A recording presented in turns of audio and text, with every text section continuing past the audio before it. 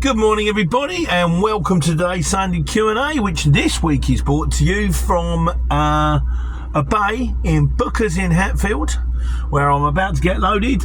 Oh, the light's gone red, the ramp's going down, and then go to prison. Fortunately, I'm not going to prison to stay in prison. I'm going to prison to stay in prison, which unfortunately means I've got to drag 12 pallets off on the tail lift, some of which are remarkably heavy.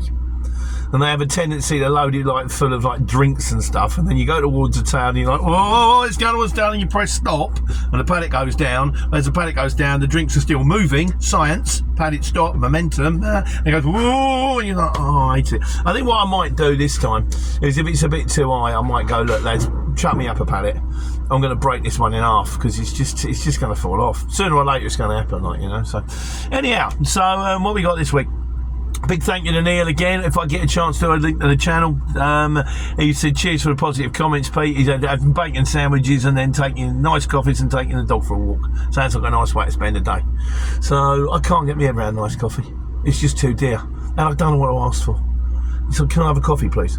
What kind of coffee? It's a bit like, have you ever seen that sketch in Not the 9 o'clock news, where the guy walks into a record shop and says, I'd like to buy a gramophone, please.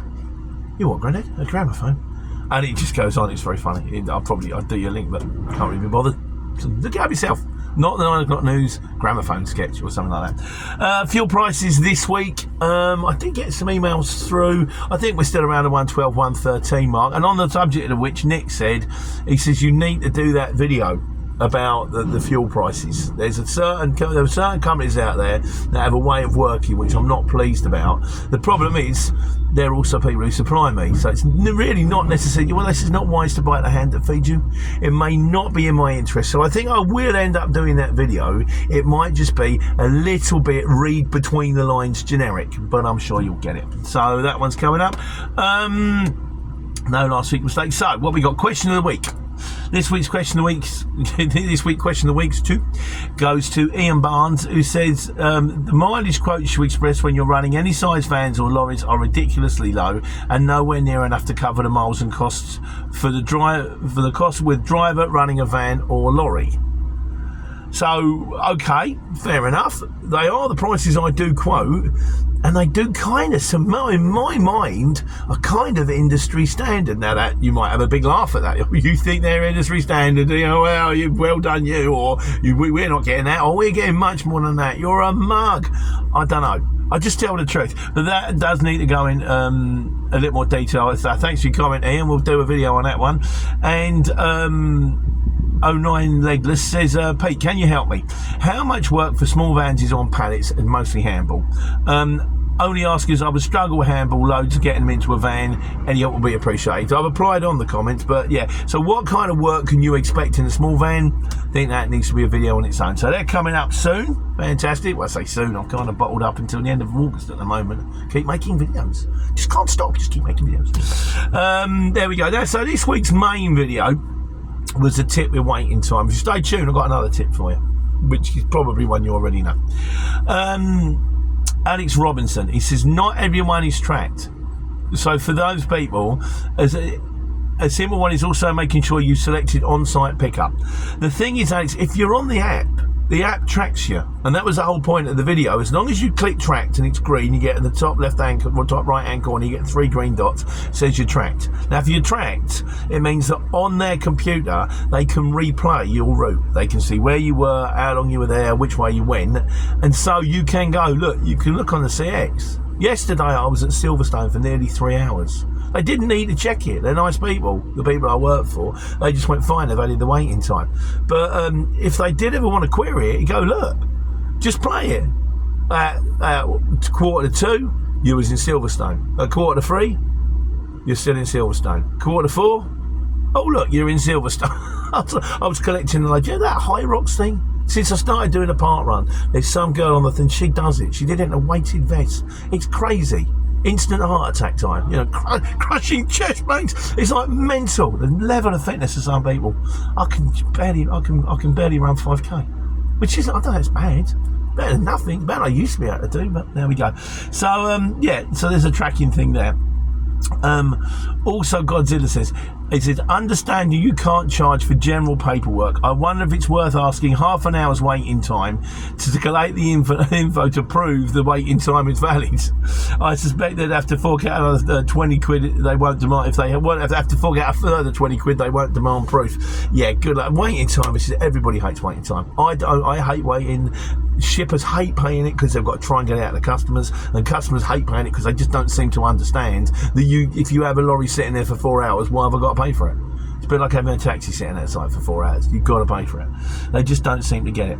The other one, and this got me this week, was I had a guy, I had to get waiting time out of somebody, can't remember why, and it was like, yeah, no problem. Yeah, we'll pay, yeah, no problem. You get it, you're right, okay, you owe me like 30 quid waiting time. I've been here for an extra 3/4 of an hour over the hour. Yeah, I'll sort that. Then nothing happens. Then you ring the next day, nothing, answer phone. Then you ring later on, nothing happens. Then you ring the next day, answer phone. You think, oh, what's going on here? Then they rung me. I was in Boots, that was it. I was in Boots in Superdrug. And they went, yeah, we need the POD uploaded because the Boots, it's got Boots and a stamp on it. And I'm thinking, yeah, you do, because you won't get paid without the POD. But I am not uploading the POD until you've ordered the... I said, yeah, we've got a bit of a problem. I can't really close the job down until you change the waiting time. Oh, well, how long have you been there? What happened? So I said, oh, yeah, all right, I'll change that. Sure enough, 10 minutes later, bosh, it was there. Because they needed something out of me. The problem that you've got, and it is a problem with a lot of waiting time, is to go, we'll sort it out at the end of the job, we'll sort it out just in case, I've been waiting to collect for 3 hours. Yeah, we'll sort it out at the end in case there's time when you tipped. But they know, once you've tipped it, what you're going to do? The goods have been collected, they've been delivered.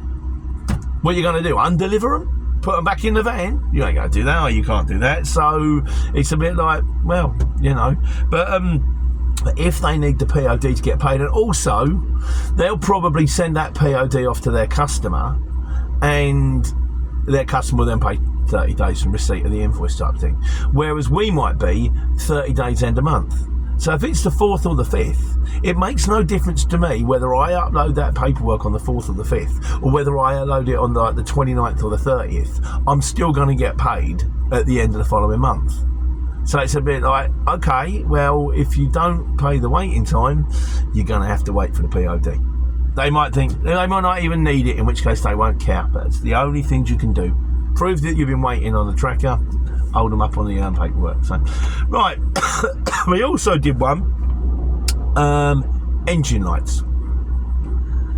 Neptune Courier says, he says, restarting my Vito, he said, I need 2 seconds between position 2 and position 3. If you go too fast, it won't start. The glow plug light is seldom on except on the coolest of days. And Dale Steele said, I will come back to it, we'll do that one at the end, Dale. Nick, the urban trucker, it says, apparently with modern motors, particularly like the bigger lorries, we don't have glow plugs. I haven't got glow plugs. You've got the engine management light is flashing just for the computer system to make sure that everything's fine before you start it. It's just having a little shifty round. Yeah, that's cool. Yeah, you can go now.